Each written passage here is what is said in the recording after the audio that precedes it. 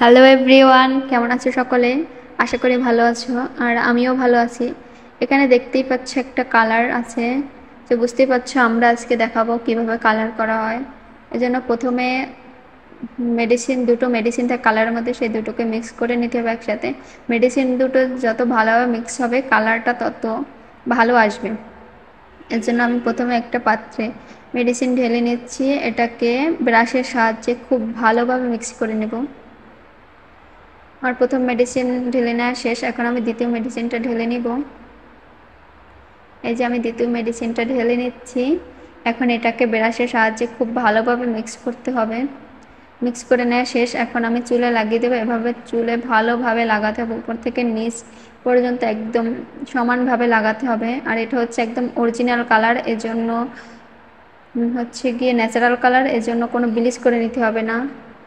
আর যাদের চুল একটু বড় তাদের একটু বেশি লাগবে মেডিসিন। আর তারপর আমি মেডিসিন লাগিয়ে 30 মিনিটের মতন রেখে দিয়েছিলাম। এখন এটাকে পানির সাহায্যে ভালোভাবে ধুয়ে নেব।